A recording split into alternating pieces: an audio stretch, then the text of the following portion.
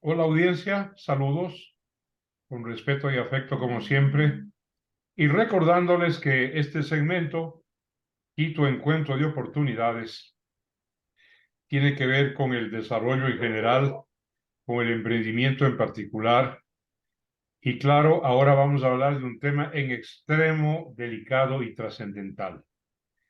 ¿Qué es lo que pasa en nuestras fronteras? Frontera, esa membrana que conecta estados, pueblos, naciones, culturas, costumbres y a través de la cual se han permeado también tóxicos, ¿no? De todo orden. De esto vamos a hablar con un ciudadano francés que trabaja desde 1969 aquí en el Ecuador en varios capítulos que atañen a nuestra realidad. Él es Eric Samson. Eric, te doy una cordial bienvenida y el tema contigo es periodismo de fronteras, porque pasan cosas intensas en fronteras, pero no conocemos.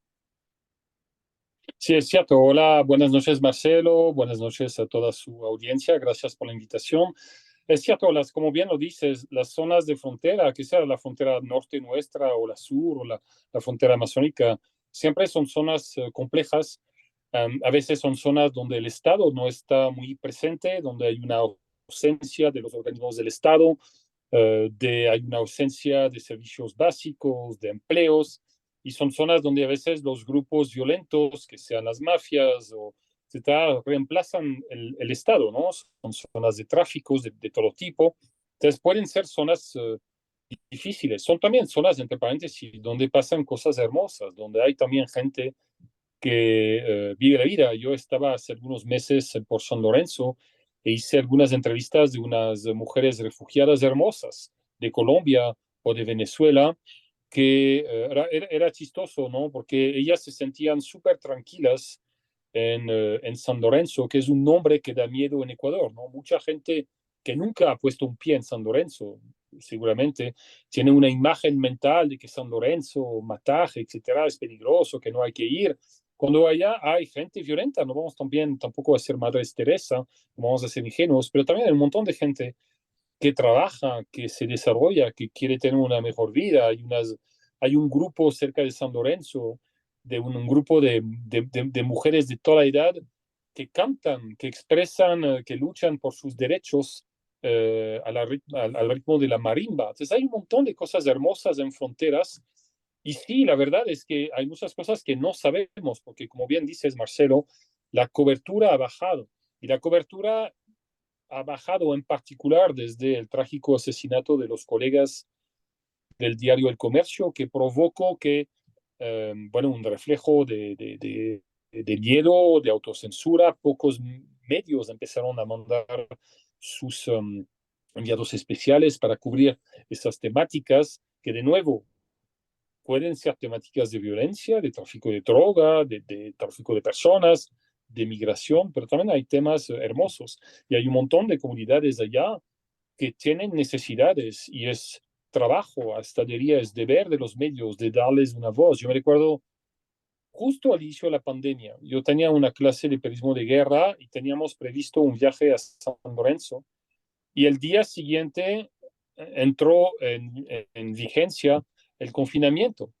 O sea, literal, íbamos a viajar el viernes de madrugada y el jueves confinamiento. Entonces tuvimos que reemplazar los viajes de campo con sesiones Zoom y no era lo mismo, pero me recuerdo muy bien de un profesor en una comunidad agua, un poco entre San Lorenzo e Ibarra, en esa zona fronteriza, que por ejemplo para poder hablar con nosotros había tenido que subir a un árbol cerca de la escuela, porque el árbol era el lugar donde más o menos tenía conexión, por ejemplo, porque en lo demás del pueblo conexión no tenía. Entonces, todas esas historias merecen ser contadas y yo creo que las fronteras, como las zonas del país donde ahorita se está desarrollando mucha autocensura por miedo a la violencia de las mafias, de los grupos violentos, yo creo que es nuestro trabajo hacer todo lo posible para que estas zonas no se transformen en desiertos de la información. En Francia decimos, en Reporteros Sin Fronteras, decimos hoyos negros de la información, o sea, lugares donde no hay donde no hay periodistas, como podía haber, por ejemplo, en Raqqa en su tiempo, que era la capital del Estado, del supuesto Estado del Estado Islámico, donde ahí ningún periodista podía estar, era una sentencia de muerte. Entonces, eso eran zonas donde había muy cobertura, salvo algunos hombres y mujeres de mucho coraje que grababan de manera disimulada lo que pasaba. O sea, no queremos que más zonas del país se transformen en desiertos de la información y en particular en las fronteras. Te cuento, Eric Samson, que tengo una familia materna de origen ibarreño y comenzando la década 50, yo me acuerdo claramente, teníamos una línea férrea entre Ibarra y San Lorenzo, que pronto murió, desapareció. Y lo que sí me acuerdo es haber ido en autocarril y haber visto entre Ibarra y San Lorenzo una gran cantidad de comunidades afrodescendientes agrícolas. Esa es la impresión que tengo, la imagen, la memoria que tengo. Y para preguntarte lo siguiente en concreto, ¿cómo se accede ahora a San Lorenzo? ¿Carretera, vía férrea que ya no existe o por vía marítima?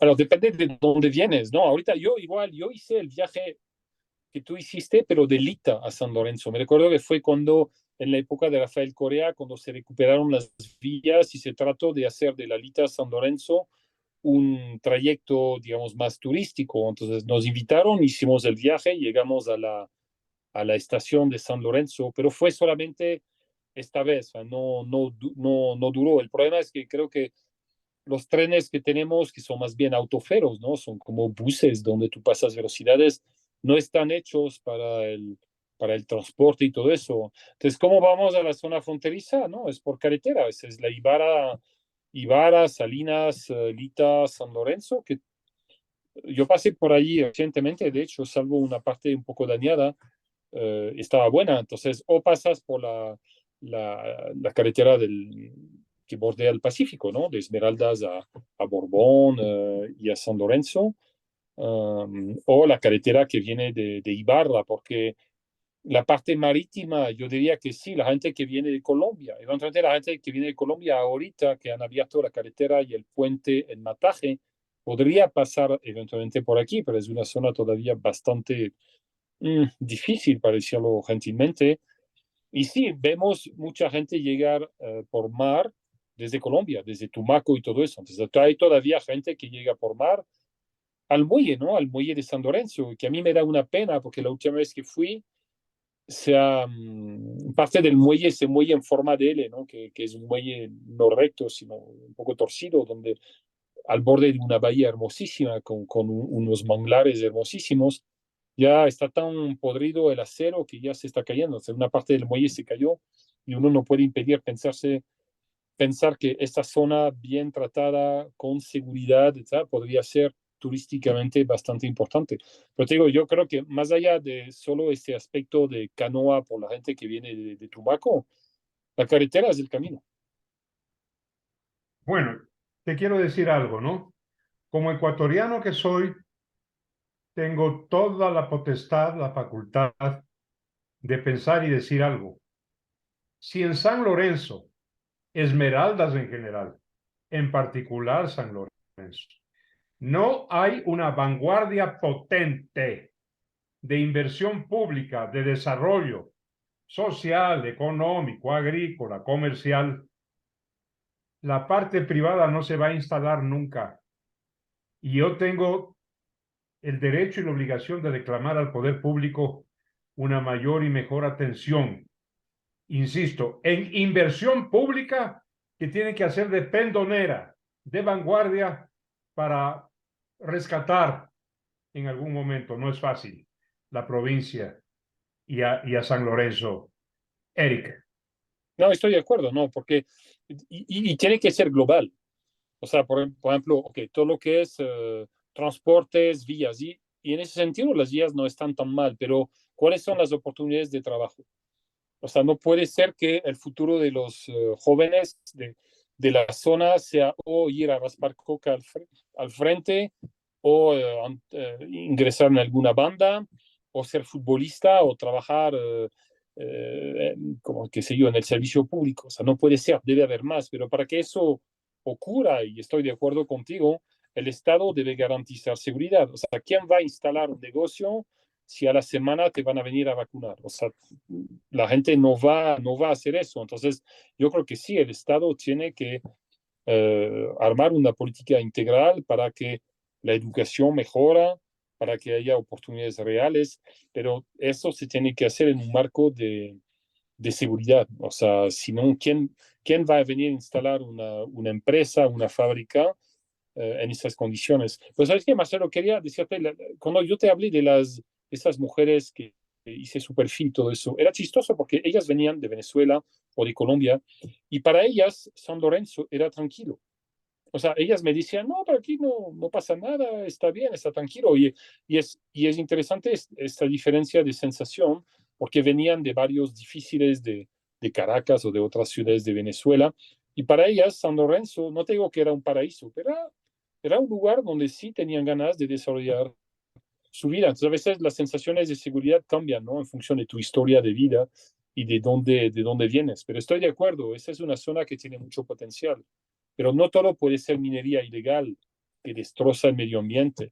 La provincia verde se está quedando cada vez menos verde, o sea, hay cortes ilegales, etcétera, y no puede ser que el futuro agrícola sea solamente la palma, porque sabemos que la palma tiene también consecuencias ecológicas, ¿no? Sobre el medio ambiente y todo eso, que no son buenas. Entonces sí, debe haber un accionar del Estado para recuperar esta zona. Y eso, de nuevo, son todas las historias que los periodistas tenemos que contar. Tenemos que ir a esta zona y tenemos que acercarnos a las comunidades y tenemos que ganar el afecto y la confianza de las comunidades tratando de sus problemas. Yo hace un año llevé ¿cuántos eran? Unos 8 estudiantes como parte de mi clase de periodismo de guerra y de técnicas de reportería en zonas peligrosas y se fueron a hacer reportajes, por ejemplo, sobre la calidad de la educación. Se fueron a Limones, fuimos a Palmareal, en varias zonas donde tú tienes que decir, ok, ¿cómo están los colegios? ¿Hay material? ¿Hay computadoras? ¿Hay laboratorios? ¿Hay profes? ¿Cómo está el estado físico cómo están los propios profesores? Había historias de profesores que cobraban, pero que estaban en Estados Unidos haciendo de Uber. Esas son las historias que hay que contar, hay que dar paso a las comunidades, por más que hay algunas temáticas que son difíciles. Si tú empiezas a hablar de droga en esta zona, ok, ahí te complicas y no hay que, una vez más, como periodistas, no hay que ser ingenuos, pero tampoco hay que ser cínicos. O sea, la situación en Esmeraldas es compleja, sí, pero también hay mucha gente que merece ser seguida, que tiene problemas que no están atendidos y nosotros por eso la, nuestro deseo de que las zonas fronterizas no se transformen en desiertos informativos y por eso nuestro deseo no es un deseo, de hecho, nuestra decisión desde hace más de 3 años de, de crear un concurso de periodismo de frontera, el primer concurso de periodismo de frontera del país, para incentivar a los periodistas, para incentivar a los estudiantes a cubrir estas zonas, porque hay muchas cosas que cubrir. Nosotros tenemos en la categoría de las distintas categorías que tenemos para recompensar el trabajo de los estudiantes y debo felicitar en particular a los estudiantes. Es tu ciudad, ¿no, Marcelo? De la Universidad Técnica del Norte, que ellos obviamente se encuentran en la zona fronteriza y han ganado, o sea, las 2 ediciones anteriores, porque están en la zona. Me recuerdo el año pasado, una chica de la UTN hizo un hermoso trabajo en San Lorenzo, porque ella era originaria de San Lorenzo. Entonces nos interesa que los estudiantes de periodismo o de comunicación social cubran esta zona. Tenemos una categoría que es prensa web, otra categoría que es audiovisual, o sea, radio, televisión, y quizás la más complicada, Marcelo, es la categoría que llamamos permanencia. O sea, queremos también reconocer un periodista cada año que vive allá, que se queda allá, que ha decidido no autocensurarse. Porque sabemos que, por ejemplo, en mi caso, voy regularmente a la frontera, pero no me quedo mucho. Voy, me quedo 2 días, 3 días, 4 días y regreso a Quito. Esa es otra manera de trabajar, no me quedo. Pero la gente que vive allá, que tiene su familia, sus hijos van a la escuela, es más complicado para ellos porque si empiezan a tocar un tema difícil y que empiezan a recibir mensajes diciendo, sabemos dónde trabajas o en cuál colegio van tus hijos, yo entiendo perfectamente que la gente empiece a autocensurarse. Por eso queremos también reconocer esa categoría de permanencia de los periodistas que se quedan en la zona, que cubren. Y en particular, solo para hacer una acotación, gracias a la Embajada de los Estados Unidos de América, de que desde la creación del concurso, o sea, desde 2 años atrás o 3 años atrás, nos ha apoyado cada año con los premios, ¿no? Damos premios de material de Mojo, de Prismo Móvil, cámaras, lentes. No es mucho, pero aunque sea, es algo para que la Por gente algo, se sienta por algo reconocida. empezamos, Eric Samson. Claro. Me agrada, me agrada y te felicito porque eres un hombre que en medio de dificultades estás ayudando al país y lo estás haciendo con positivismo, con entusiasmo, con fe en el futuro, que es lo que nos hace falta. Felicitaciones y te estrecho la mano, Eric Samson. Este espacio está a tus órdenes en forma gratuita e incondicional cuando desees, cuando quieras. Un abrazo. No, gracias a ustedes, no, gracias por la invitación y solamente, y perdón, ese pequeñito Tenemos agregado 15 segundos, publicitario. por favor. Sí, sí, todavía tenemos hasta el 24 para que la gente que cubre las fronteras sur y norte puedan mandar sus trabajos. Busquen las redes sociales del periodismo USFQ en Twitter, Facebook e Instagram. Aquí están las reglas del concurso, las bases y el lugar para inscribirse. Tienen hasta el lunes 24. Entonces, ojalá puedan inscribirse los que todavía no lo han hecho. Gracias, Eric Samson. Gracias. A ustedes.